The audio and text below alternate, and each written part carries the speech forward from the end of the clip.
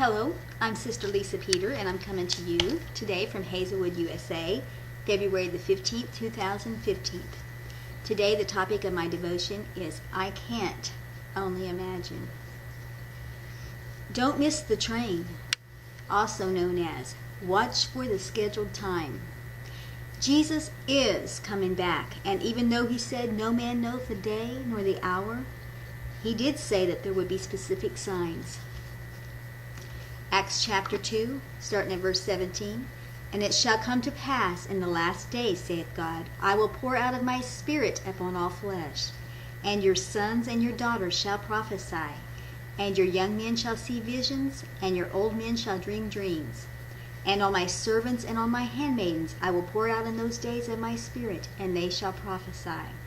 And I will show wonders in the heaven above, and signs in the earth beneath, blood and fire and vapor of smoke. The sun shall be turned into darkness, and the moon into blood, before that great and notable day of the Lord come. And it shall come to pass that whosoever shall call on the name of the Lord shall be saved. These are some of the signs, and there's many other signs that we need to be watching for, to be ready. I've had devotionals before about the signs of the times, and we have to be ready. Prayed up, watching, and waiting. I chose this topic about trains today because of a harrowing, I don't say that word every day, a harrowing event that occurred this past week. My middle daughter, Melissa, had been to Colorado to visit my youngest daughter, Melanie. Due to circumstances, time got away from them, and Melissa missed her train.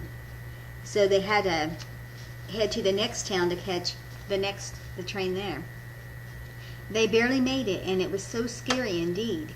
We were blessed that the story had a happy ending, as it could have all played out so differently. Our family has always loved trains. I'd take my girls on train trips to visit my folk when they were small, from Kansas to Indiana. It was always quite the adventure. Hubby would see us off and calling to us, "All aboard?"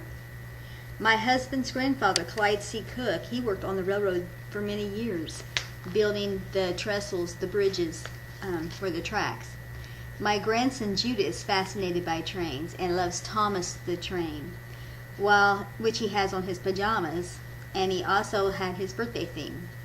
We grew up singing the song, "This train is bound for glory, this train. This train is bound for glory, this train. This train is bound for glory. Don't carry nothing but the righteous and the holy.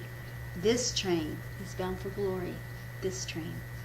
Another song, "Get on board, little children, get on board."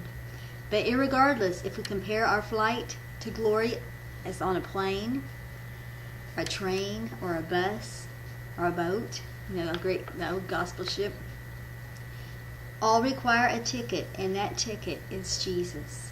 We must be born again and ready to go, to obey his commandments and to be watching for the signs.